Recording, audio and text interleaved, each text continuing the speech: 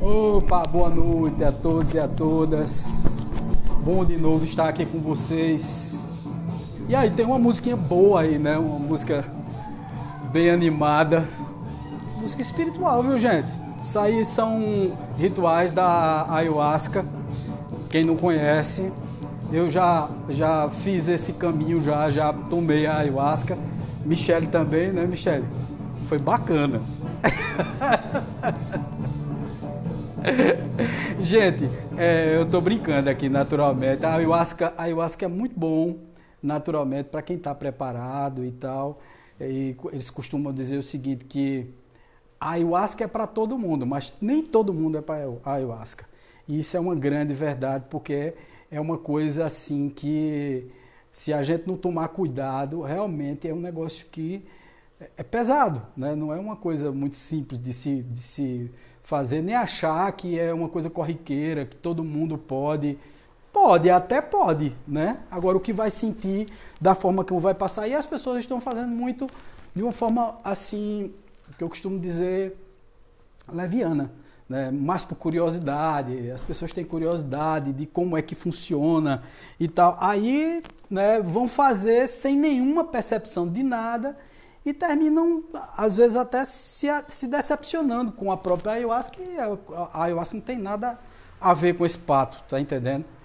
É porque você não estava preparado para poder fazer o ritual, porque não é fácil realmente, né? Eu acho que Michele pode concordar comigo nisso, não é uma coisa muito fácil não, tá certo? Não é tão simples assim não, né? Bom, gente, mais uma noite de estudos da mediunidade com apometria, com as técnicas apométricas. Muito obrigado por vocês terem vindo. Quero novamente aqui avisar, dizer a todo mundo que está pela internet que o nosso trabalho de estudo é um trabalho de estudo muito sério e que, embora tenha pessoas aqui, todas as pessoas estão devidamente protegidas, com propés, luvas, máscara, tudo. Então, tudo que tem direito, está todo mundo muito bem protegido. O único que não está de máscara, porque preciso falar, sou eu, né? Mas, naturalmente, todos os outros estão de máscara. A reunião mediúnica mesmo prática vai se dar lá atrás. Hoje, nós não vamos transmitir pelo Zoom, tá certo? Não vai ser transmitida a reunião pelo Zoom, porque nós prevemos que hoje nós vamos ter bastante trabalho e nós não queremos expor não é todos, porque naturalmente as pessoas do Zoom são muito bem informadas, não tem problema nenhum de ter o contato com elas, mas aí a espiritualidade hoje pediu para que nós não transmitíssemos pelo Zoom. Então as pessoas que estão normalmente acostumadas a entrar pelo Zoom, hoje nós não vamos ter pelo Zoom. E a maioria do nosso corpo mediúnico está aqui hoje, né? Pelo menos os que são mais assíduos estão aqui, né? Que é a Michele, a Uedia, né? A Andréa não está ainda, não sei se ela vem, mas bom, estamos aqui exatamente para trabalhar essas energias, todo mundo muito bem protegido. A reunião vai ser do lado de fora, no quintal, para não ficar dentro de ar-condicionado, então com toda a proteção do mundo, naturalmente. E nós vamos tomar cuidado em tudo, inclusive eu pedi para cada um trazer sua garrafinha d'água, para poder se prevenir, para não estar mas tem água lá atrás, tem copo descartável. Vou pedir a todos que quando terminarem, descartem os propés e as luvas naquele lixeiro que está lá fora, porque ali a gente junta tudo e descarta. Então todas as prevenções sendo feitas, mas a espiritualidade nos convocou e pediu para que nós ajudássemos. Então nós não podemos deixar de ajudar. E aqui não tem aglomeração, são poucas pessoas, né? Aglomeração, eles dizem que é mais de 10 pessoas, não é assim? Não é assim que funciona? Então aqui nós não temos uma aglomeração, temos algumas pessoas, estão todas elas separadas, devidamente protegidas. Então nós vamos fazer o trabalho sim. E nós somos, eu acho que a única casa que está trabalhando com a espiritualidade nessa época de coronavírus. Eu não sei se eu estou certo, se outra casa está fazendo, me desculpa por estar dizendo isso, mas eu acredito que nenhuma casa espírita ou, sei lá, um bandista de verdade está trabalhando com esses padrões. Principalmente porque na Umbanda tem um complicador, né? Na Umbanda eles fumam, eles bebem, né? Então quando vão fazer o trabalho de dispersão das energias, eles fumam, bebem, essa coisa toda. Então tem contato, né, com as salivas, com essa coisa toda, a fumaça pode... Bom, tem vários fatores aí de risco. E outra coisa, na Umbanda é uma gira, né? E a gira geralmente vai muita gente. Não é uma coisa simples como uma reunião mediúnica, onde você faz uma coisa muito particularizada, muito individualizada. É bem diferente a gira da Umbanda. Eu estou dizendo isso tudo, gente, porque eu estou estudando Umbanda também, tá certo? Eu estudo tudo, né? Então, estou fazendo um curso de teologia da Umbanda. Então, aprendendo a estrutura mesmo da Umbanda, e eu acho muito interessante, muito curioso. Eu vou ser umbandista? Não. Mas a gente que trabalha com os pretos velhos, com essas entidades, que são entidades mais simples, né? Entidades que trabalham com a guarda, né? com a desobsessão, quando trabalhamos com Exus, quando trabalhamos com orixás e tal, nós precisamos entender tudo isso. Eu não posso trabalhar simplesmente sem entender como funcionam as energias desses espíritos, desses espíritos que são espíritos de luz, tá, gente? Hoje eu até passei um texto bem interessante, não sei se vocês acompanharam, mas um texto muito interessante falando sobre os pretos velhos, que muitas vezes os centros espíritas têm um preconceito danado contra os pretos velhos, muitas vezes, inclusive, dizem assim, não, se é preto velho é um espírito que não é evoluído. E eu acho que os bichinhos ficam muito chateados. Pai João disse que não fica não, porque entenda os seres humanos, né? Mas a maioria não gosta disso, é um preconceito muito grande. E aí eu me recordo de uma reunião espírita onde o preto velho chegou e se apresentou, e o dirigente da casa espírita, aliás, foi por isso que começou a Umbanda, né? Zélio de Moraes, lá atrás, 1908, se manifestou como um caboclo, e aí dentro de uma reunião espírita, os dirigentes espíritas pediram para ele se retirar. E disseram que ele não era permitida ali a manifestação de um caboclo, de um índio, de um preto velho. E muitos se afastaram por conta disso dentro da casa espírita, uma casa espírita que existia em Niterói. E por isso surgiu a Umbanda. E aí eu me lembro dessa história do preto velho que chega no centro espírita, começa a transmitir uma mensagem, mas dessa forma simples e fio, não sei o que e tal, meu filho isso, né, vosso um ser e tal, usando as palavras simples que o preto velho usa, para poder se caracterizar.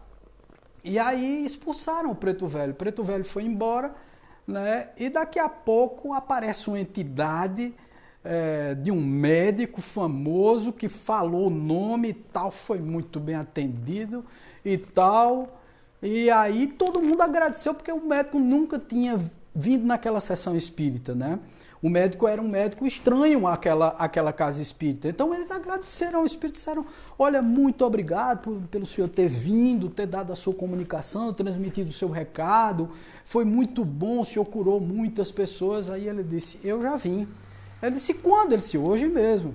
Só que eu vim como preto velho, só que vocês não admitem um espírito de uma outra raça aqui, vocês não admitem. Eu me apresentei como preto velho porque tem muitas pessoas... Mas por que o senhor não se apresentou como médico logo? Não, porque tem muitas pessoas humildes que gostam do carinho, da atenção, né, da energia, da humildade de um preto velho.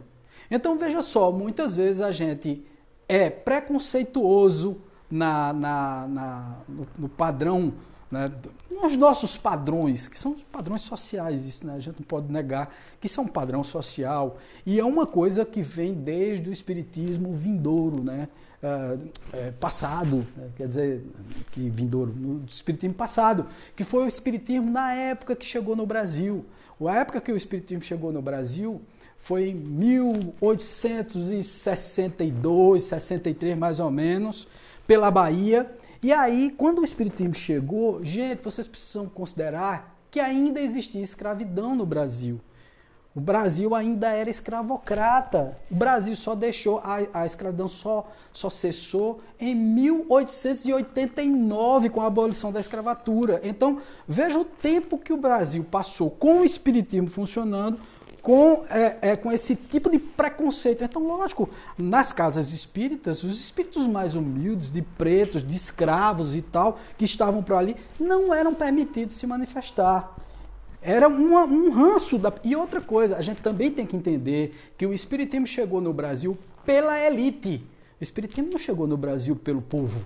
Chegou pela elite, eram aquelas pessoas que iam para Paris na época e traziam tudo que tinha de novidade em Paris. Então estava acontecendo as mesas girantes em Paris. E quando chegou no Brasil, vários brasileiros já tinham participado de reuniões mediúnicas, acharam aquilo ali interessante e trouxeram para o Brasil. Você está entendendo? Então, quer dizer, vamos entender o contexto para a gente entender por que é que existe o preconceito contra os pretos velhos e por que surgiu a Umbanda. Porque no final, o que é que aconteceu?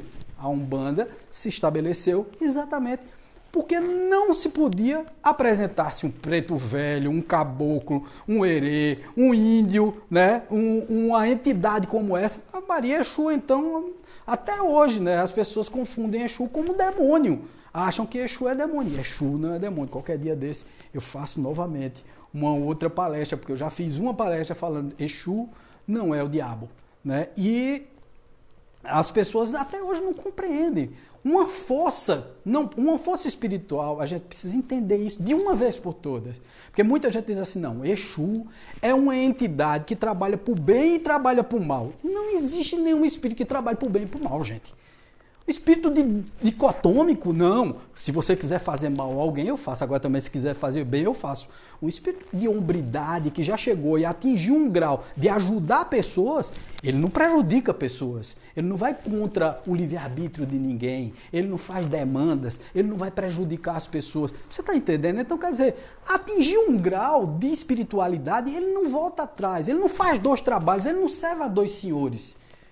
Entenda isso, e a gente até hoje tem isso na cabeça, a gente acha, até os umbandistas de meia tigela, porque são umbandistas de meia tigela, porque não aprendem a umbanda da forma como deveriam aprender, porque deveriam estudar isso, né, para entender, olha, Exu que faz trabalho por mal não é Exu, é Quiumba, ele se diz Exu, mas ele é Quiumba. O que são os Quiumbas? São os vingadores, são aqueles espíritos que querem o mal das pessoas, que não são mais sofredores, que passaram a fase de sofredores e estão já no patamar de querer organizar quadrilhas e servem a magos negros, a espíritos muito pesados da espiritualidade.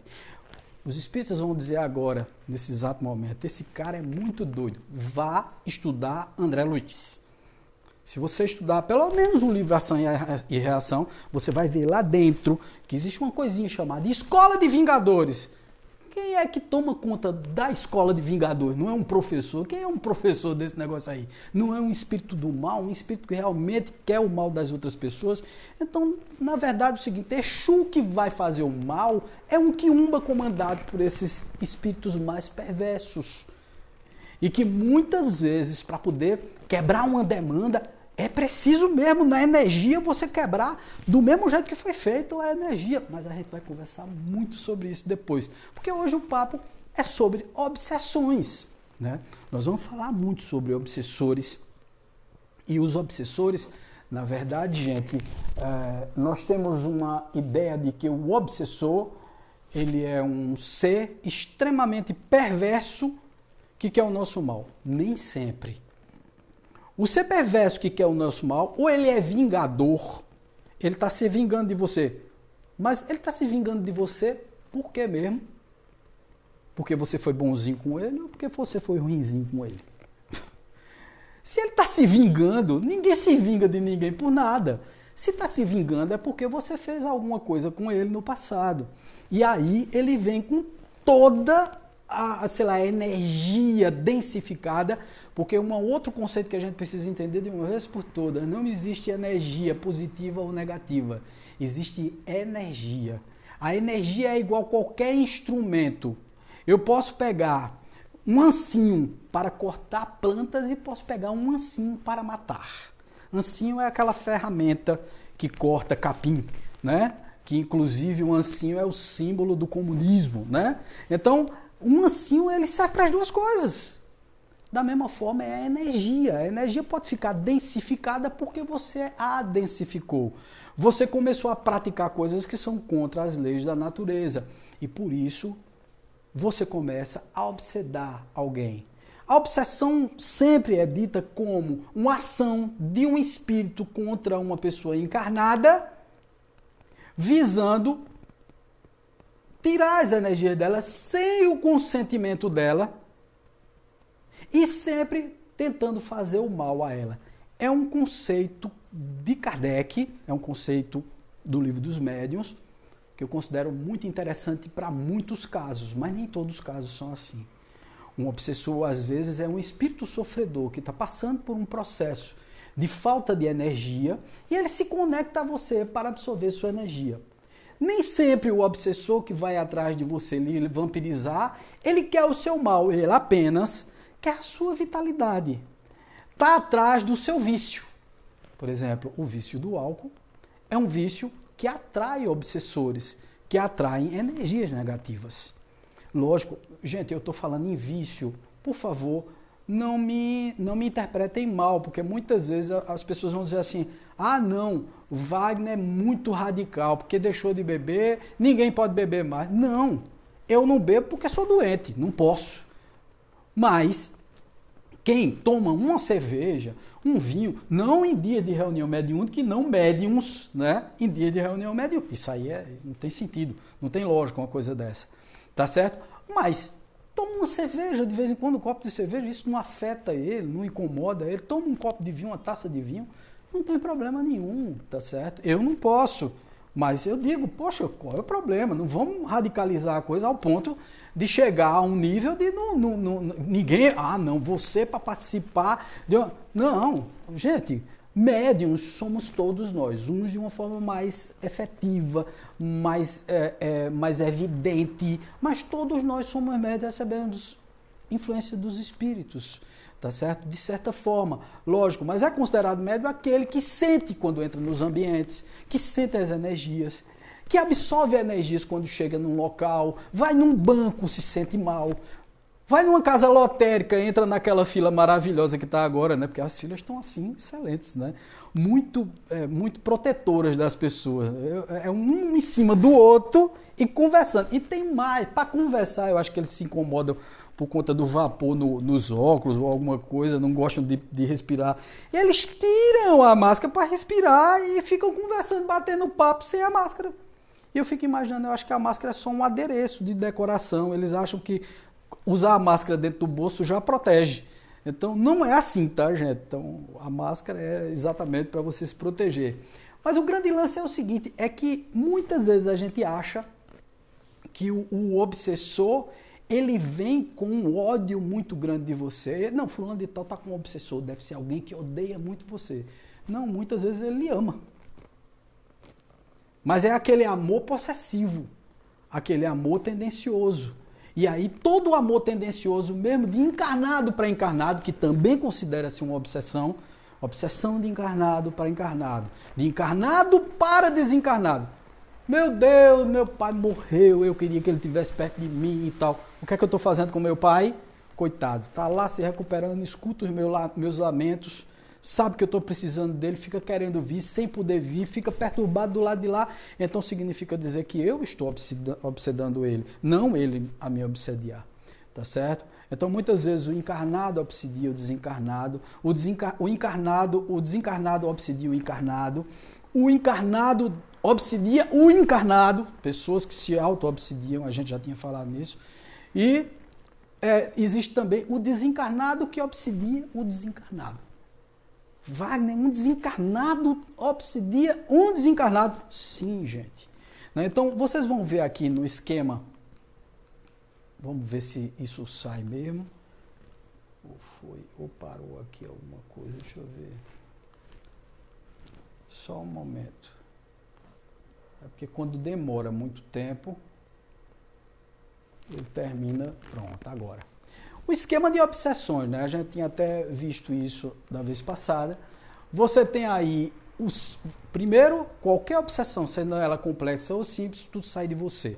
entenderam isso, né? Compreenderam que toda obsessão ela é oriunda de você. Nenhum espírito vem lhe obsidiar de graça. Você deu energia, abriu sua cancha energética para que ele se conectasse a você. Então, a obsessão simples ou complexa foi você quem deu cancha, foi você quem abriu. Através exatamente dos comportamentos, dos vícios, das paixões, dos desejos. Isso tudo termina conectando esses amigos espirituais, esses que não são tão amigos. Muitas vezes a gente diz, um irmãozinho espiritual. Desculpa, irmão meu, ele é irmão da humanidade. Então, como eu sou humano, ele é irmão da humanidade. Mas ele está querendo o meu mal. Muitas vezes ele quer o meu mal. Mas quem deu chance para ele vir atrás de mim? Foi ele que veio sozinho, ou eu estou alimentando determinados comportamentos, determinados vícios, determinadas paixões e desejos, que estou juntando ele. Estou chamando.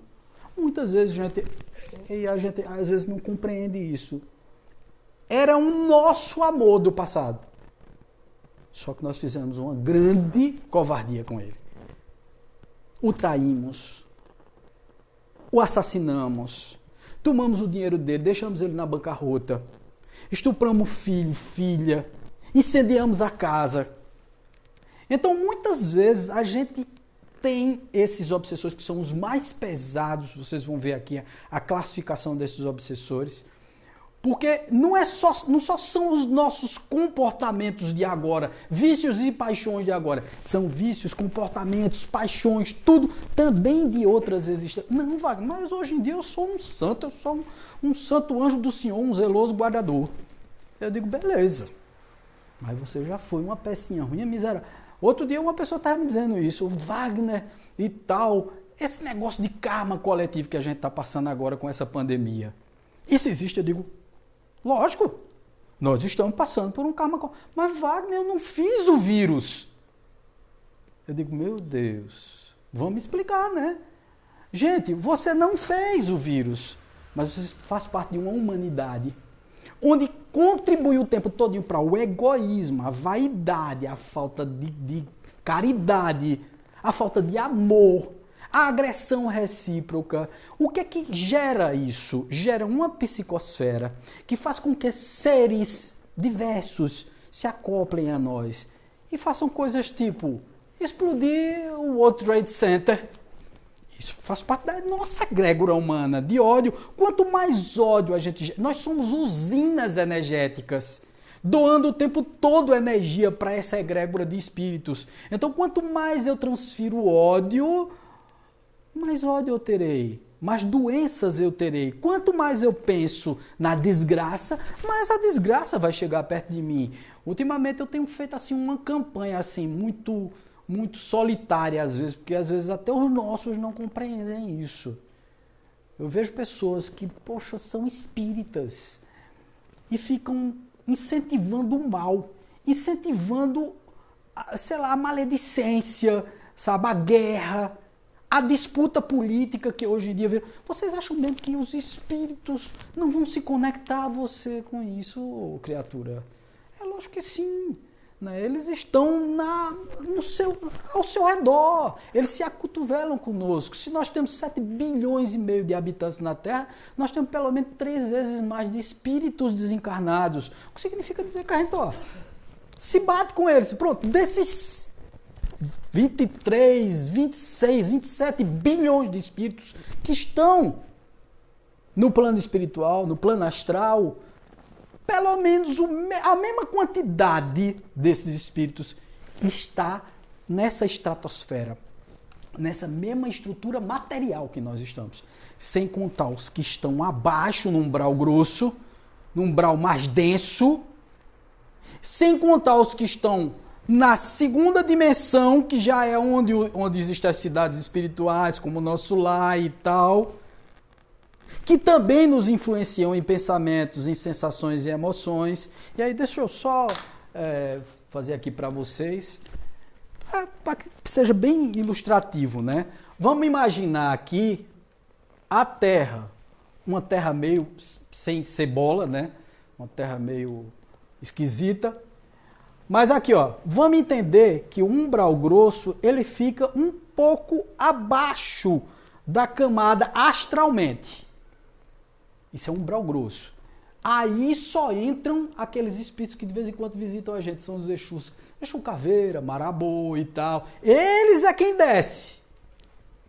Porque o espírito mais sutilzinho não consegue descer. Simplesmente porque ele é percebido, porque a energia dele é mais sutil, ele não consegue tornar mais grosseira a energia dele, e ele é percebido se descer no umbral grosso para resgatar algum espírito, para poder desmontar uma quadrilha daquelas de espíritos malfeitores.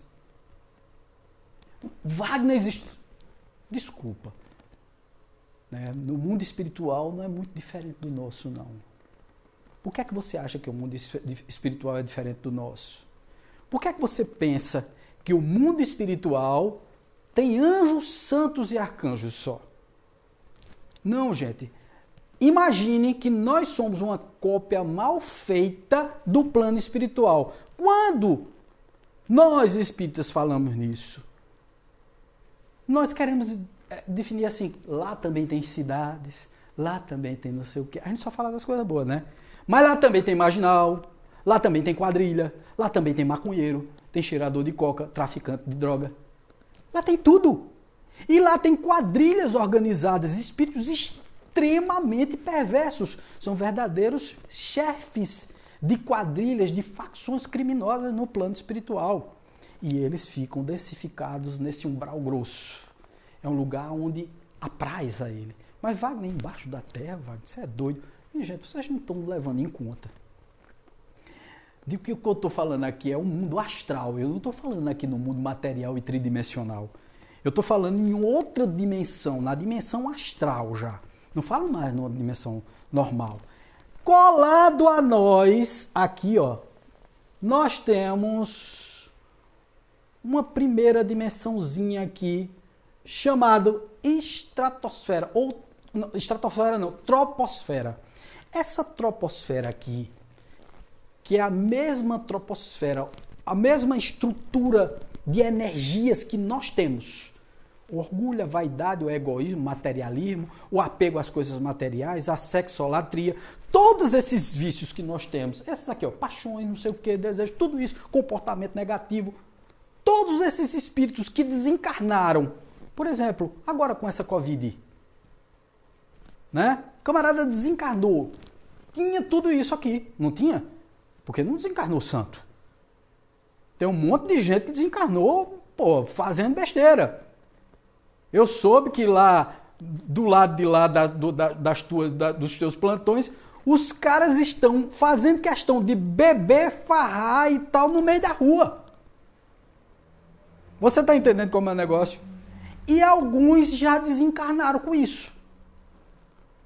Tem neguinho dessas cidades menores e tal que estão ignorando a pandemia e vão para a rua para brincar, estão indo para o meio do mato, transar com as meninas e tal. Aí pega a Covid, vai para o hospital, morre sufocado. Quando chega no plano espiritual, e é isso que os amigos espirituais vêm nos dizer, chegam sufocados, revoltados, porque não queriam morrer, porque acham que não estão mortos.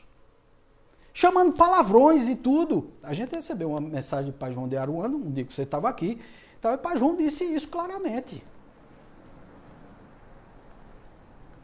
Minha gente, ajude a gente, por favor, compartilhem coisas positivas, né? Conscientize os seus amigos ao redor, porque esses moços que estão chegando aqui, a gente não consegue nem se aproximar deles, porque eles são tão revoltados, mesmo morrendo uma segunda morte, porque é como se fosse uma segunda morte, você imagina. Eles desencarnam e continuam ainda sentindo o mesmo sufocamento que estavam sentindo aqui. Por quê? Nessa troposfera aqui, nessa estrutura que fica colada, vamos imaginar que isso aqui é o globo terrestre, tá? Isso é o globo terrestre, tá? Vamos lá. Vamos lá. Aqui nessa daqui são espíritos extremamente densificados. Nós, quando morremos, e somos ligados muito ao sítio que temos, a casa que temos, a mulher que temos, os filhos que temos, ao sexo que praticamos e tal. Ele fica conectado aqui. Ele não vai para a próxima fase, que é essa aqui. Aqui é umbral também, viu, gente? Umbral Aqui, essa segunda aqui, é umbral também. Continua sendo umbral. Por exemplo, nosso lar está na terceira dimensão, tá certo? Na terceira dimensão de vibrações, tá certo? São dimensões vibracionais, não é uma dimensão da física normal. É uma dimensão vibracional. Então, nosso lar está aqui, ó, nosso lar. E quem é nosso lar? Quem é que se lembra de nosso lar? O que é que tem em nosso lar, nas paredes de nosso lar, no muro de nosso lar? É o quê? Uma rede protetora para o quê? Para proteger de quê? De invasores de onde? Do umbral. Se eles têm uma rede protetora para proteger dos invasores do umbral, eles estão aonde? No umbral. Nosso lar é uma colônia espiritual, uma cidade espiritual instalada no umbral. Quando a gente diz assim, todo mundo aqui vai para o umbral, tem nego que fica revoltado. Eu já vi nego revoltado comigo. Porque eu disse assim, todo mundo vai para o umbral. Eu não vou para nosso lado. Eu digo, umbral. Umbral. Tá entendendo? Um umbralzinho mais leve, um umbralzinho mais pesado, mas você vai para o umbral. Agora, você pode escolher, porque tudo depende de você. Dos seus comportamentos agora, não precisa ser santo. Basta ser uma pessoa um pouquinho mais consciente, mais espiritualizada, que na hora que desencarna, reconhecendo que desencarnou, diz assim, gente, me ajudem. Humildemente, gente, me ajudem, me dê uma mão aí, eu não estou me concentrando direito. O que é que eles fazem? A primeira coisa, te adormecem e depois levam para uma colônia, primeiro para um pronto-socorro espiritual, como nós temos aqui em cima do SEC, aqui em cima do SEC que eu digo, gente, é aqui em Caruaru, tá? Mas o SEC tem um pronto-socorro especial, que é o Caminho da Paz, tá certo? Então, o nosso pronto-socorro Caminho da Paz, que a gente chama Hospital Espiritual Caminho da Paz, mas é um pronto-socorro. É um pronto-socorro onde nós acudimos os espíritos que vêm aqui. Eles montaram toda essa estrutura. Quando nós montamos aqui a sala mediúnica, os estelares vieram, fizeram toda uma instalação de equipamentos ultramodernos e tal, para poder suprir. Um outro dia, até essa semana, eu tive um desdobramento e fui em corpo astral para a janela de trás ali do quarto e olhei. Quando eu olhei, eu vi a vastidão que é, o tamanho do hospital espiritual e do plano espiritual que se adensa numa outra dimensão. Por incrível que pareça, a gente estuda também o desdobramento, né? A viagem astral, o desdobramento, que é um estudo que a gente precisa fazer em paralelo com o estudo da mediunidade. Porque todo médium desdobra. Todo médium, quer dizer, todos nós desdobramos, só que o médium desdobra de uma forma mais consciente e sofre os efeitos desse desdobramento. Se você não estiver preparado, você desdobre e é feito de gato e sapato lá na espiritualidade. Viu? A turma pega você e bota para quebrar em você. Né? Basta você não ter consciência de que na hora que vai desdobrar, precisa ter com pensamentos mais puros, melhores. Né? Você precisa ter um comportamento melhor para quando desdobrar e ajudar. Toda noite. Gente, não brinque com isso. Não brinque com isso. Muita gente, eu achei engraçado que tem um cara da Sociedade Ramatiz, né, um rapaz chamado Tony, lá de São Paulo, que ele diz que médium, são os conceitos que a gente não consegue entender. Ele é muito bom, eu recomendo, ele é muito bom, mas nisso ele não é bom. A gente não é bom em tudo, né? Então tem algumas coisas que o conceito falha, fica aberto, né? A gente não é bom em tudo. Então esse Tony, ele diz que médium não deve estudar viagem astral, porque já passa por todas as energias difíceis aqui. Se estudar viagem astral, vai se desdobrar com muita facilidade, vai para o plano espiritual e vai sofrer as consequências lá. Sofre de todo jeito. Então é melhor eu ter consciência de quem eu sou no plano espiritual, do que eu ir feito um doido, feito um zumbi, chegar lá inconsciente, sem ter noção do que é que eu estou fazendo ali. Então, gente, a gente precisa, sabe, conhecer tudo isso. Não, é a mesma historinha, o mesmo papo de não querer estudar mediunidade. Tem gente que diz assim, não, Wagner, eu não quero estudar mediunidade não, porque eu tenho medo. Eu digo, pô, minha filha, mas você está passando por isso exatamente porque você não está estudando, porque você não tem conhecimento. Porque você não sabe o que acontece com você no plano espiritual. Você não sabe por que passa tantos perrengues energéticos, porque sempre tantas dores de cabeça, porque sempre tantos problemas na vida pessoal, porque passa por tantos, sei lá, tantas sensações ruins, distonias, aperreios. Você está entendendo? Então tem gente que, poxa, não, eu prefiro não saber, prefiro sofrer sem saber. Top! Um dia vai ser internado, né? Muitos estão por aí tomando remédios assim de tarja preta, pesadíssimo, que vai afetar, os neurotransmissores vão ser afetados nesses dias, e aí o cara fica doido mesmo, né? Aí de ver, não tem mais jeito, não se livra mais dos remédios. Tem gente que toma remédio, por exemplo, como o Rivotril, há 10 anos, 15 anos. Minha gente, tomar um remédio como esse durante 15 anos deixa você abestalhado, você não é mais você não. Você vira dependente do remédio. Entenda isso. Qualquer remédio desse, doutor Renato aqui sabe disso, né? Qualquer remédio desse que você utilize para poder, sei lá, aliviar os sintomas da depressão ou para melhorar, porque são aliviantes de sintomas. Eles não curam. Na realidade, eles tratam efeitos, eles não tratam causa. Causa quem trata é psicoterapeuta, psicólogo, né? Mas psiquiatra, por exemplo, que não estudou psicoterapia ou psicanálise e tal, ele não trata o paciente para resolver a causa. Ele trata para resolver o efeito. Ele dá um monte de remédio a você, entope você de droga, você vai para casa, fica meio alesado, dormindo, sem nem saber porque dormiu. De manhã acorda com uma ressaca miserável, com a boca seca, vontade de tomar água, se sente cansado, tremendo. É uma desgraceira. Isso é uma vida bacana, né? Não é melhor aprender não como é a mediunidade, que você não vai ter mais nada disso, com sensaçãozinha aqui, meio desagradável. Vai deixar de sentir? Vai não, gente. Vocês são médiums. É mais fácil tomar remédio. É, cara, é mais fácil tomar remédio do que estudar, né? É mais fácil tomar remédio do que estudar. Vai morrer, né? Vai morrer nisso. Quer dizer, veio para a Terra apenas para tomar remédio. Porque tem gente que vive à base de remédio a vida inteira. A vida inteira. E às vezes, eu não estou dizendo que é todos os casos, mas eu vou lhe dizer uma coisa.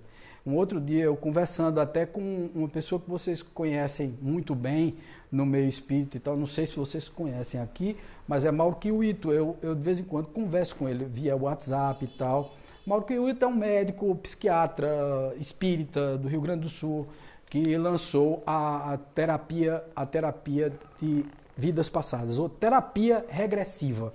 Não é terapia de vidas passadas, são até que TVP já existe muito mais tempo. Mas ele lançou cursos e tal, inclusive eu vou começar um curso com ele quando acabar essa epidemia, de terapia regressiva, que é muito interessante, psicoterapia regressiva, tá? Muito interessante. E eu um dia conversando com ele, porque comecei a me corresponder com ele, a bater papo, e ele disse, eu me arrisco, aliás no livro dele, que fala sobre isso, ele diz assim, eu me arrisco a dizer que pelo menos 80% das pessoas que têm problemas psíquicos são médiums, não têm problemas psíquicos.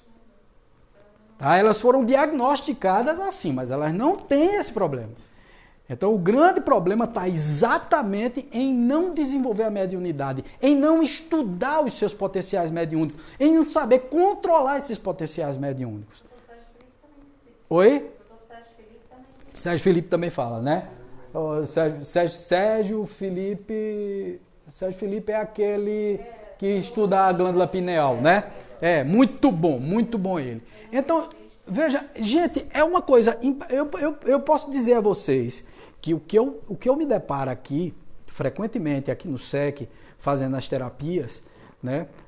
São pessoas depressivas em decorrência da mediunidade.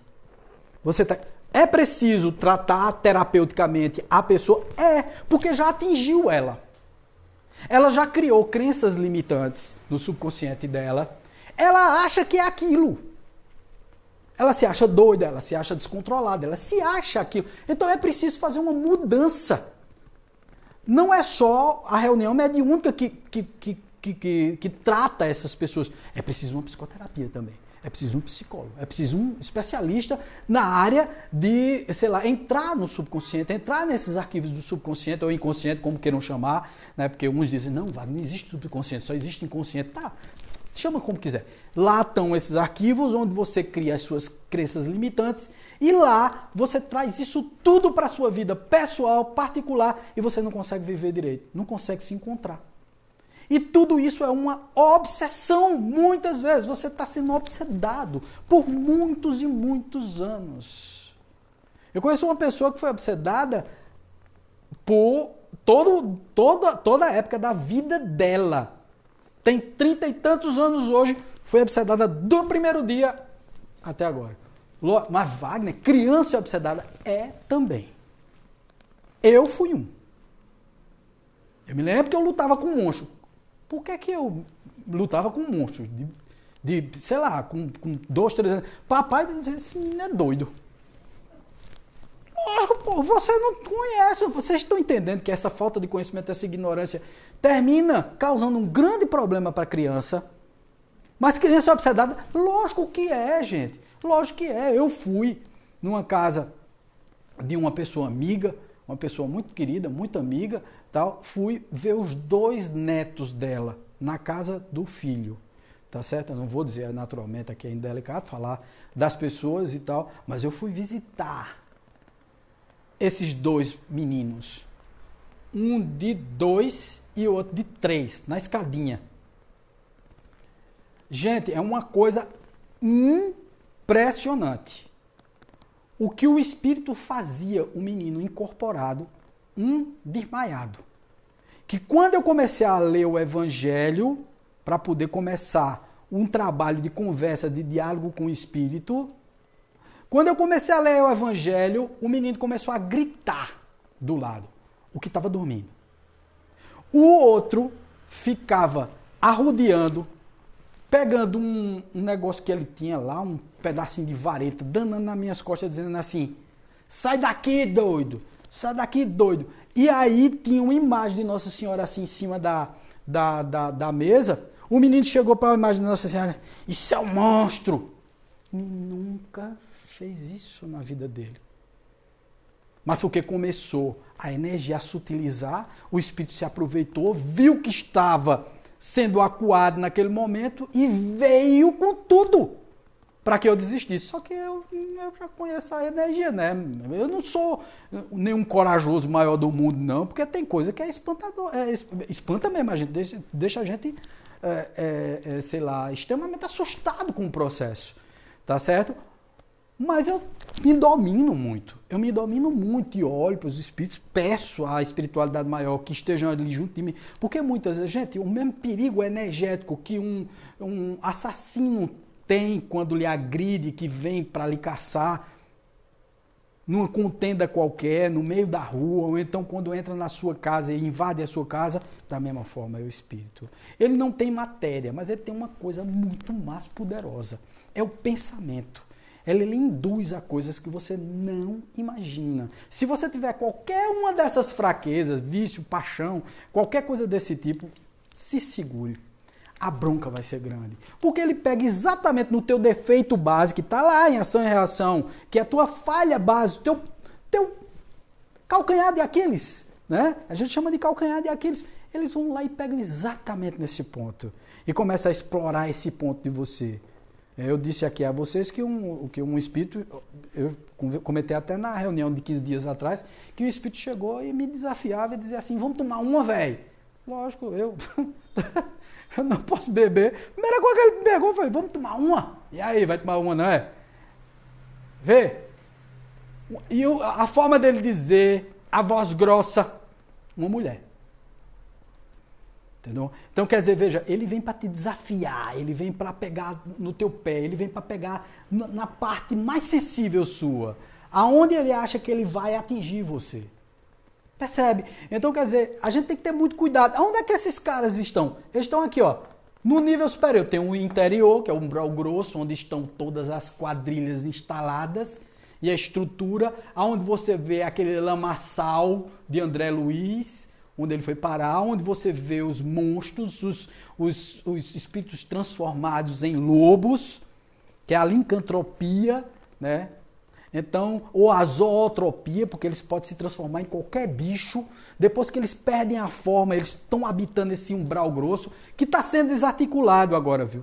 Na época da regeneração, esse umbral grosso está sendo desarticulado. Mas essa faixa mais acima é dos espíritos sofredores. Daqueles espíritos que sofrem. É o pai e a mãe que desencarnou e não sabe. É alguém que morreu de Covid vírus. É o assassino, o cara que morreu numa queda de moto. O que foi assassinado dentro de um bar. Ele não tem consciência. O materialista. Mas tem materialista que, por exemplo, vai e fica dormindo. Gente, só para vocês terem uma ideia, tem materialista que acha que acabou tudo. O que é que acontece? Ele fica dormindo e os espíritos, ele dorme tanto tempo, achando que tudo acabou. Ele dorme tanto tempo no nada, no zero absoluto, achando que está fazendo parte do todo, que os espíritos reencarnam ele sem despertá-lo. Não consegue despertá-lo. Não é incrível isso, cara? Todos os casos? Não, porque a maioria dos materialistas são fajutos. Basta estar na porta da morte que diz, pelo amor de Deus, me salve. Todo mundo sabe disso, né? Eu sou ateu, graças a Deus, mas quando... Se a vizinha morto, meu velho, a velhinha da foice, o camarada é o primeiro a dizer, olha, pelo amor de Deus, me salve por Nossa Senhora, chama Nossa Senhora de Jesus Cristo, chama os orixás, chama todo mundo. Ele não quer se dar mal, entendeu? Então, quer dizer, não é todo o caso, mas aquele que realmente acredita piamente nisso, é difícil tirar ele do torpor, é difícil despertar ele. Já outros, que é o que a gente chama de torpor natural do espírito, é quando você desencarna. Às vezes você passa dias dormindo, horas dormindo. Às vezes você tem um romance, que não me recordo agora o nome, de uma médium que desencarnou e tal, e ela conta que passou, parece que 5 ou 6 meses dormindo, mesmo sendo espírita, mesmo sendo uma pessoa muito gente fina e tal, mas a espiritualidade manteve ela dormindo durante 6 meses, porque os parentes dela ficavam chamando ela o tempo todo. Então aquilo ali ia perturbar. Se ela pegasse, despertasse, ela ia ser perturbada, obsedada pelos encarnados, pelos familiares. Então optaram em deixar ela dormindo, porque ela tinha merecimento para isso. Tem espírito que não é questão de merecimento. Ele já acorda chutando o pau da barraca. Raulzito mesmo, né? Eu até fiz uma palestra sobre Raul Seixas, numa dessas sextas-feiras, acho que faz 2 sextas-feiras atrás, e eu falei de Raul Seixas, e no livro dele, né, Um Roqueiro no Além, ele fala que quando despertou, que olhou, estava no funeral dele, vendo o corpo dele, e ele dizendo, eu não estou morto, eu não estou morto, eu não estou morto. E o pior, ele estava dentro do caixão. E ficou dentro do caixão, foi levado para a cova, ficou lá, viu os ossos sendo comidos pelos vermes. Ele, quando foi socorrido, porque ele não foi socorrido, porque a gente nem sempre é socorrido por um espírito bonzinho. Então foi lá um quiumba desse, bem pesado, que era amigo dele, comparsa dele de outras encarnações, foi lá, meu irmão, tu chegou, doido. Aí disse, meu irmão, velho, tava todo mundo aqui torcendo para tu vir. Quer se libertar, meu velho? Aí eu disse, eu quero, né? Tô cheio de verme, cheio de coisa e tal. Ele disse, pois venha. Levou ele para um umbral grosso, para essa faixa mais densa. E ele chegando lá se deparou com todas as quadrilhas, né? Toda a moçada dele. Similitude de pensamento. Então ele foi para farra, para droga, onde tinha gente se drogando e tal. E graças a Deus ele não entrou na vibe. Ele foi se conscientizando. Ele era um cara, se você escutar e perceber as letras de Raul Seixas foi um cara equivocado. Ele entrou, se a gente for olhar o contexto de Raul Seixas, né? Raul Seixas era um filósofo, gente. Se você perceber direitinho as letras do cara, você fica impressionado. Primeiro, com a presciência dele das coisas, né? Ele tinha visão de futuro, né? E quando ele escrevia, e outra coisa, ele estava realmente chateado com a sociedade da forma como é. Quando ele fala sobre a sociedade alternativa, né? Eu preciso ser uma metamorfose ambulante, né? Quer dizer, ele tinha essa coisa mais profunda. Então, quando ele chegou no plano espiritual, ele tinha algum merecimento, embora tenha passado. Você veja, tinha os merecimentos dele e tal. mas fez uma grande bobagem. Ele estava inserido naquele contexto dos hippies da época, que o grande lance era se drogar e tal. Foi toda uma juventude, uma horda de espíritos que se equivocaram, acharam que liberdade era o mesmo que libertinagem. Entendeu? Eles confundiram as coisas. Mas a intenção era fantástica. Não a guerra, sim a paz, sim ao amor. Veja só que coisa bonita, maravilhosa. Se aquilo ali tivesse realmente um líder capaz de juntar aquelas pessoas, mas os líderes dos caras eram o quê? Roqueiros, doidões, gente mais doida do que eles que estavam ali. Então os ídolos daquela moçada hippie eram ídolos de barro, ídolos humanos. Né? Não tinha ninguém com consciência suficiente para iluminar o pensamento. E o que eles faziam para poder alcançar um estado alterado de consciência era se drogar, era se picar, era cheirar coca, era fumar maconha. E principalmente o LSD, né? O LSD na época era a droga sintética do momento. Foi criada em laboratórios nos Estados Unidos. E não é teoria da conspiração. Eles criaram a droga para destruir o movimento. Porque na hora que soltaram isso no movimento, o movimento endoidou de ver, né? Aquilo ali alucinou todo mundo, até a elite mais intelectualizada que estava levando o movimento à frente, caiu. Só sobrou por quê? A partir do momento que você começa a tomar aquele treco que lhe deixa muito doido, fora de si, acaba tudo. E imagina assim, a quantidade de espíritos da troposfera que não se adensou a esse movimento. Uhul, cheguei junto, velho. Lógico, o vício, o álcool, a droga e tal. Vários ídolos desses caras morreram drogados de overdose. Janis Joplin, Jimi Hendrix, na época. Esses caras todos foram pro balaio. Por quê? Porque estavam ligados a essa troposfera, a essa psicosfera extremamente negativa, que os envolveram nesse processo, obsidiaram e os mataram. Literalmente. E aí, hoje em dia, a gente fala em governo oculto, né? Não, nós estamos vivendo uma época de governo oculto. Eu não acredito nessa intenção nefasta, organizada, mas que nós estamos vivendo uma época de valores extremamente deturpados. A gente não pode negar isso, ou pode? Eu não acredito nessa coisa, numa conspiração mundial, todo mundo conspirando para que o mundo não vá para a regeneração. Fique em expiação e prova. Isso eu não acredito. Mas eu acredito muito em que, de forma inconsciente, essas entidades espirituais que estão na troposfera, que estão no primeiro umbral, já em cima da troposfera do segundo, que vivem nessas cidades tenebrosas do umbral, influenciam sim essas lideranças mundiais, esses presidentes, esses políticos, a só trazerem coisas materializadas para a gente, densificadas. E por isso a gente não desperta, a gente não vê. O mundo espiritual não tem a noção sutil do mundo, tem uma noção grosseira do mundo. Então você veja, essa coisa aqui é umbral, gente. Primeiro, segundo, terceiro, até a quarta dimensão vibracional, até a quarta é umbral. Oi? Eu não sei se é uma pergunta pertinente ao que você está falando, até pelo tema que você está falando. Fica à vontade. Mas talvez seja uma coisa para a gente bater um papo até em outros momentos. Não, pode falar. Pode falar. A que você acha que se deve? Porque assim, se a gente levar em conta tudo que você está falando assim, em relação ao merecimento do planeta Terra, a gente chega meio à conclusão que o planeta Terra meio que não merece esse período de regeneração. Não é? Então, essa regeneração está sendo feita quase que como uma imposição da espiritualidade maior. Não, Renato, não. Não, nós merecemos sim. Veja só para a gente ter uma ideia, é o seguinte. Nós temos aqui na Terra, se você for fazer uma comparação da Terra, da estrutura material da Terra, nós temos países extremamente evoluídos, com pessoas intelectualizadas, tem muita gente boa no mundo, muita gente de bem. Isso aí você coloca, se nós temos 7 bilhões e meio de habitantes na Terra, vamos dividir. Vamos fazer uma divisão aqui. Uma divisão que eu vi até o Pava fazendo no canal do Pava, eu achei muito interessante. E ele disse o seguinte, que 60% da humanidade, ela é inconsciente.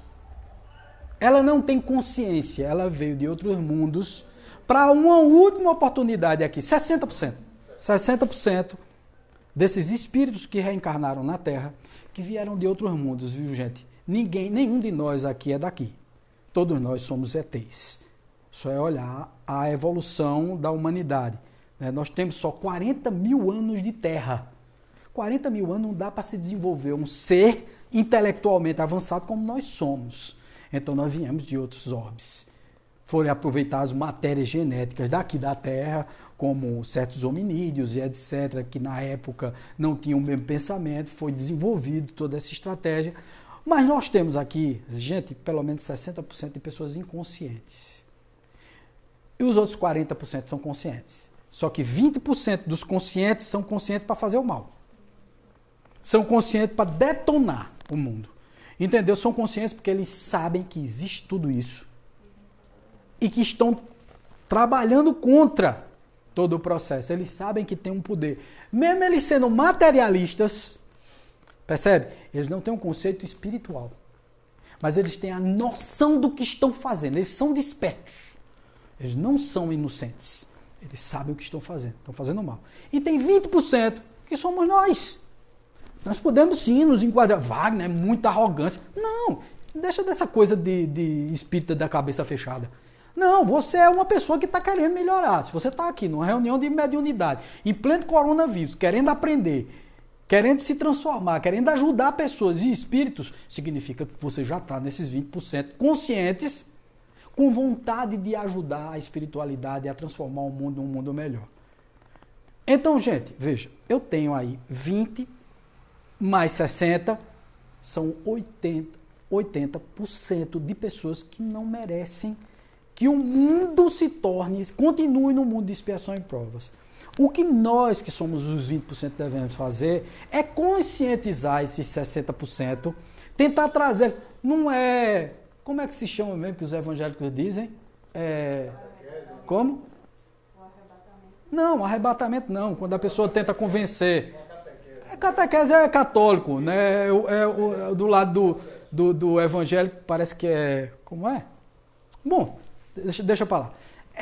Não é que a gente vá convencer ninguém. É através dos nossos exemplos, do nosso comportamento diferente, tentar transformar a cabeça das pessoas. O exemplo cala muito fundo na alma, tá, gente? O exemplo realmente arrebata. Todas as vezes que você dá um exemplo de bom comportamento, de que você está fazendo as coisas direitinho e tal, tentando fazer... Gente, nós não somos perfeitos. Os 20% são iguaizinhos aos 60%. Só que nós temos consciência e queremos o bem. Tá entendendo que a diferença é essa? Nós queremos fazer coisas bacanas. É essa a diferença. Mas esses 60% merece que o planeta seja colocado, sei lá, numa nova moratória, num novo processo. O que nós estamos passando agora, Renato, com essa pandemia, e aí eu me arrisco a dizer aqui para vocês, porque eu já ouvi vários espíritos dizerem, tanto na nossa sala mediúnica, como também outros espíritos de fora, o que nós estamos passando agora é exatamente por essa ceifa. Esse é um primeiro ceifador. Não no sentido apocalíptico da palavra. Por favor, não me entendam mal. Eu não estou aqui tocando terror, dizendo que estamos no apocalipse. E o nome apocalipse as pessoas utilizam errado, né? Como se fosse fim de tudo. Mas a palavra apocalipse significa revelação. Então, por favor, não confundam as coisas. Quando a gente fala que nós estamos no primeiro ceifador, estamos mesmo, tá certo? Já passamos por outros ajustes na Terra. Por exemplo, a Segunda Guerra Mundial, a Primeira Guerra Mundial, tudo isso foram ajustes. Todas as pestes que aconteceram na Terra foram ajustes. Mas essa está sendo uma época onde, como o mundo está muito globalizado, a comunicação está em todo o mundo e o pânico tomou conta do mundo inteiro, está sendo considerado o primeiro ceifador. Quer dizer, aí vocês assim, Wagner, então quer dizer que esses espíritos que estão desencarnando agora, né, os espíritos que estão encarnados, estão desencarnando com o Covid, são os ruins que são levados para os outros planetas de primitivos e tal, planetas no começo do mundo de expiação e provas? Não.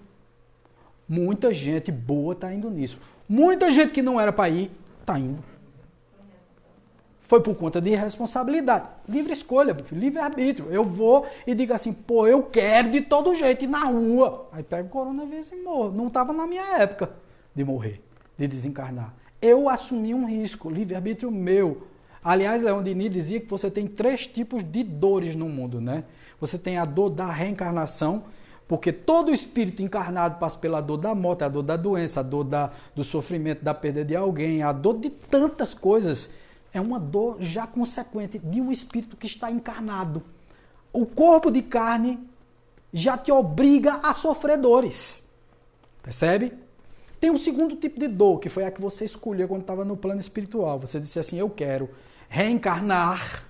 E para reencarnar, porque eu preciso pagar determinadas coisas, determinados promissórios que eu assinei, né?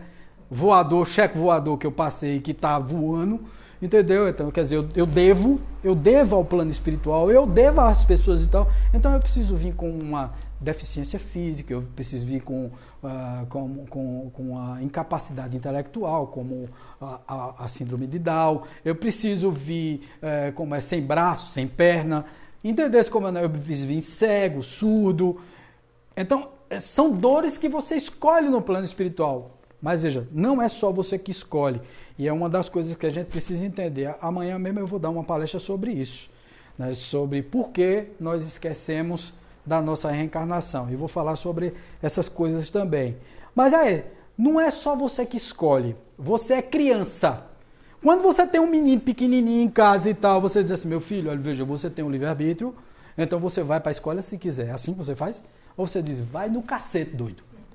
Tu vai estudar. Abre os livros, vai estudar. Menino pega na orelha, dá uns puxavancos, hoje em dia não pode nem dar umas tapas, né? Porque se der é preso, né? Vem o juiz da infância e da juventude, prende a gente. Em mim não escapou uma tapa que mamãe me deu. Uma. Todas foram muito bem dadas. Ou tapa boa danada. Me corrigiu que foi uma beleza. Mas veja, vamos deixar para lá isso. O grande lance é o seguinte, veja só. Muitas vezes os espíritos, quando vão reencarnar, é imposto a ele. E ele não tem o que discutir. Mas Wagner, e o livre-arbítrio? Sim, para algumas coisas. Para outras você não tem. Você precisava reencarnar. Vamos imaginar um espírito extremamente renitente, que só fez o mal e tal. Ele precisa reencarnar muitas vezes. Ele encarna e desencarna em 30, 40 anos, 10 vezes, 20 vezes. Ele vai para uma zona dessa de guerra e ele é assassinado em zonas de guerra. Por quê? Porque ele foi um carrasco nazista. Ele matou vários judeus no Holocausto. Portanto, ele não tem opção. Ele vai, reencarna, passa 2, 3 anos, é assassinado. 2, 3 anos é estuprado, violentado. Ele fez tudo isso. Então ele precisa passar por esses processos para poder ir depois. Wagner é assim. Por isso que fazer o bem é tão importante. Por isso que nós podemos dizer, bater no peito hoje, dizer assim, estamos um pouquinho mais evoluídos do que determinados espíritos. Estamos mesmo. Não é vaidade dizer isso. É porque nós já não estupramos mais, não matamos mais, não queremos mais o mal dos outros. Vibramos positivamente para as pessoas. Quando temos uma raiva, ficamos até chateados e tristes. Pô, bicho, eu estou sendo ruinzinho que só a gota, eu estou sendo rancoroso. Deixa de ser ruim. Você está entendendo? Até por uma raivinha que a gente tem dos outros, a gente se culpa. O que significa dizer que a gente já evoluiu um pouquinho nesse padrão. Mas ainda somos de um mundo de expiação e provas. Percebe? Mas alguns espíritos não têm escolha. Eles vêm. Então, é o segundo tipo de dor. O terceiro tipo de dor que Leon Denis diz, que é fantástico, é a dor da livre escolha, que é o livre-arbítrio. Você vem perfeito, Renato. Você vem uma beleza para cá. Você vem com perna, braço, ouvindo, escutando. Bonito, alto, cheiroso, charmoso, bonitão, tal. Chega aqui fazendo sucesso. Com as negras, tal, com as mulheres, tal, tudo dando em cima. Rico ainda, tal. Começa a encher a cara de cachaça, cheirar pó, fumar maconha, fazer sexo adoidado sem parar, sem camisinha, aí pega uma AIDS, desencarna com... Você tinha 80 anos de tônus vital, de estrutura vital para a tua vida, e desencarna com 35 anos, porque você exagerou Você detonou o teu corpo físico. Me diga uma coisa, não foi uma livre escolha? Isso foi alguma coisa destinada? Estava no teu corpo isso? Não, teu corpo foi dado perfeito a você, você ia viver 85, 90 anos. E você detonou a tua vida, detonou o teu corpo. Percebe? Quando você vai para o mundo espiritual, você vai para onde, Renato? Me diz aí, pelo amor de Deus, tu vai para o céu, ué. Conversar com os arcanjos, comer manjar, tocar harpa? Vai não, negão, é injusto isso, entenda, isso é injusto. Você vai para a troposfera e os anos restantes, porque isso é um suicídio indireto, os anos restantes você vai apurrinhar a vida dos outros. Mas, Wagner, isso é injusto. É porque os outros estão dando chance para você apurrinhar a vida deles. Você vai se unir aos teus comparsas. Você passa um tempo sofrendo em zonas umbralinas internas, são umbralinas bem pesadas, e depois quando você toma consciência, você se conecta ao primeiro que cheira pó, o primeiro que fuma maconha, o primeiro que bebe, o primeiro que farra. São esses espíritos que, por exemplo, em determinado momento são sofredores. Primeiro são inconscientes e estão no umbral sofrendo demais.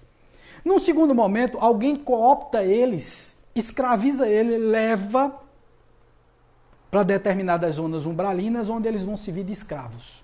Quando eles passam o estágio de escravo, viram quiumbas. Quiumbas são aqueles que se comprazem com o mal, querem fazer o mal, são espíritos realmente muito difíceis. Ele não tem nada contra a Josiane, mas ele quer lascar ela. De todo jeito ele quer pegá-la. Porque alguém mandou ele fazer. Porque tem um chefe dele que coordena todo o processo. Primeiro ele vira escravo, fazendo servicinho safado, que são os eguns, né? Que na Umbanda chama de eguns, mas são espíritos sofredores. Depois eles viram quiumbas. E se eles não tomarem consciência, eles vão virar magos negros, podem virar magos negros, mas é difícil. O que vai acontecer nesse processo aí é exatamente uma regressão de tanto fazer o mal, eles começam a perder a forma humana, entrar em licantropia ou zootropia e tal, virar um bicho, um animal no plano astral, ele deixa de ser humano? Não. E até virar um ovoide. Perde a forma humana para voltar à forma humana, meu filho. É complicadíssimo. Eles precisam ir para outros planetas para poder readquirir a forma humana. Sabe o que é que acontece? Eles são colocados nos úteros das mulheres que aceitam, porque também devem, que nada disso é feito sem dever, e eles são abortados várias vezes para aprender a dar valor à vida, para aprender a se depurar e evoluir. Gente, Wagner, meu Deus, onde é que tem tudo isso? Vai para o livro de André Luiz, vai para o livro, vai ler, vai estudar sobre isso. Né? Porque a gente tem uma visão do mundo espiritual extremamente romântica. Já notaram isso, como a gente é romântico? A gente é muito romântico, bicho, para o mundo espiritual. Ah, meu Deus, pai morreu, está no céu. No outro dia eu vi isso, até dizendo, lógico que eu entendo, porque é uma forma da pessoa dizer assim, olha, seu pai era uma pessoa boa, foi para o plano espiritual maior, e eu acredito que ele era um homem decente, então, da mesma forma como pensava bem, ele não precisa ser espírita para isso. Foi um cidadão de bem, foi um cidadão, mas eu vi que foi assim, a inocência das pessoas colocam assim, está nos braços do pai, agora descansando para sempre. Não, trabalhador do jeito que o papai era, ele está trabalhando já na Covid-19. Já está lá na batalha. Você está entendendo? Vai, bora, tem tempo não, meu filho. Bora, levanta aí, vamos trabalhar. É assim, cara.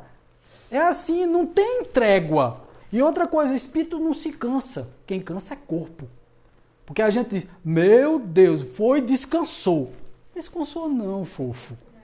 O corpo deixou de sofrer, ele agora está bem, porque está em espírito, ele está numa matéria menos densa, ele está sutilizado energeticamente, então significa dizer que ele não está sofrendo as dores do corpo mais, mas as dores psíquicas ele sofre. Wagner, existe espírito depressivo? Opa, pegamos vários ou não pegamos aí na sala azul? Quantas vezes o espírito não chega extremamente depressivo, querendo se matar de novo? Me matei e quero me matar de novo. Eu digo, epa, beleza, vamos parar com isso que tu não consegue, né? Mas tem espíritos que querem isso, tá certo? Desejam isso para si, eles não querem continuar do jeito que estão. E aí a gente tem que ter todo um diálogo, toda uma conversa para poder alcançar esse patamar de convencimento com os espíritos. Mas, gente, são determinadas coisas que a gente fala. As pessoas que estão nos assistindo através do Facebook e não conhecem essa área espiritual, ficam dizendo, esse cara viaja muito doido. Não, vamos dizer o seguinte, que eu estou desperto, e aí eu prefiro ser essa metamorfose ambulante, né? Do que ter aquela velha opinião formada sobre tudo. Eu não sei de nada, entendeu? Eu não conheço nada. Eu estou aprendendo tudo, mas sinceramente eu não fecho os olhos para as coisas que estão na ponta do meu nariz. Eu não ando iludido com essa vida material. Eu não ando iludido com as coisas que estão acontecendo nesse momento. Eu sei exatamente o que está acontecendo. Wagner, tu sabe? Eu digo, sei exatamente o que está acontecendo. Estão colocando todos nós de castigo para repensar as nossas vidas, reconstruir os nossos pensamentos, entender que nós precisamos nos sutilizar. Aí entra aquela história que você disse. Olha, o momento é exatamente de oportunidade. O mesmo ideograma em chinês que significa oportunidade também significa crise. O mesmo. Tá certo? O que significa dizer que nós estamos passando por uma crise embelezada por uma fabulosa oportunidade de desenvolver o nosso espírito, de evoluir. Tá entendendo? Aí nós não vamos ser nem escravo, nem quiumba, nem nada quando desencarnar. Fomos para o nosso verdadeiro lar, que é o mundo espiritual. Nós não somos daqui. As experiências densificadas em corpo de carne é para nós aprendermos a lidar com o nosso orgulho, a nossa vaidade, nossos pensamentos babacas. Mas Wagner, não se evolui no mundo espiritual. Evolui também. Existe uma determinada evolução, mas chega num certo ponto que você já sabe tudo o que deve fazer. Então é fácil. É a mesma coisa de você chegar e dar fila a alguém. Estamos dando na fila a você. Você já sabe como se comportar aqui no mundo espiritual. Não, você precisa passar por determinadas coisas, porque você ainda tem muita vaidade, você é muito orgulhoso. Outro dia eu vi uma pessoa dizendo a mim que eu era uma pessoa... que foi, meu Deus? Egocêntrica, não. Que eu tinha um ego muito inflado. Eu digo, tenho mesmo. Isso é uma grande verdade. Eu vim para isso exatamente para desbastar esse processo. Mas aí quando foi no outro dia, eu vi essa mesma pessoa detonando todo mundo e dizendo, eu sou a intelectual, o cara, eu sou a pessoa melhor do mundo, eu sou a...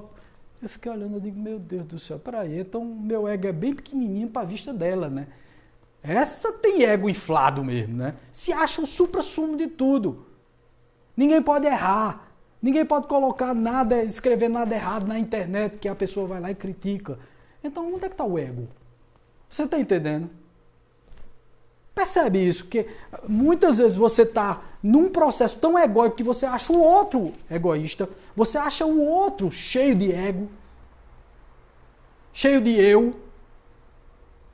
Meu irmão, eu costumo sempre dizer isso, viu, Jojo? Se você vai criticar alguma ação positiva, primeiro faça as suas positivas. Tá certo? É aquela história do arqueiro no olho do outro, né? Tá certo? Primeiro tira o arqueiro do seu olho, do seu olho. Faça a sua parte. Quando você começar a fazer a sua parte, venha conversar comigo, aí a gente debate na boa, tá certo? Mas, pô, bicho, estamos tentando. Agora, eu sou bom, sou cidadãozinho, rinzinho. Cheio de defeitos, cheio de problema. Mas tô tentando, bicho. Eu tô tentando. E tu tá tentando? Tô não. Tô só criticando. Ah, velho, por favor. Ah, deixa eu tentar do meu lado. Também não tô muito incomodado com essas coisas. Porque basta que a gente faça a nossa parte. Não se importa com os outros. Porque senão você cai no mesmo padrão dele. Você fica se importando com ele, não se importa com você. Fica preocupado no que os outros estão pensando do que você está fazendo. Não, cara. Sabe? É você com você. O processo é você com você. Não pense nos outros. Não pense nos outros. Nos outros a gente só pensa para ajudar. Deixa eu ajudar você. Olha, estou precisando de uma cesta básica, estou precisando de uma ajuda, estou precisando de uma conversa amiga, de um papo, de uma psicanálise, não estou com dinheiro para pagar, tal. Venha. Vamos ajudar. Isso eu posso olhar para o outro. Agora, para consertar erros, eu tenho que olhar para o erro do outro para poder consertar os meus? Não, quando no dia que você começar a se consertar, eu me conserto. Eu digo, eita, é assim num top de linha. Tá entendendo como é o negócio? Então, quer dizer, tem determinados comportamentos, determinadas atitudes, que você olha e diz assim, não acredito que a pessoa está me dizendo um absurdo desse. Virgem Maria, são 8h20 já. Gente, então, veja, nem deu para passar, o papo foi tão bom que, tá vendo como quando a conversa é boa, o papo, sabe, o papo surge assim. Bom, gente, eu gostaria de agradecer muito, Michel, tu dá uma paradazinha, agradecer muito a nossa noite de hoje, foi o estudo mediúnico. Vamos agora para a nossa prática mediúnica, conversar com os espíritos e trabalhar, que tem muitos espíritos aí sofrendo com essa Covid-19, que desencarnaram agora há pouco, e a nossa mentoria nos solicitou esse trabalho. Como eu já falei, todos os médios aqui estão devidamente protegidos. Eu agora vou também colocar a minha máscara para poder me aproximar mais de vocês. E agradeço demais a presença de todo mundo. Paz, luz, sempre. Tchau.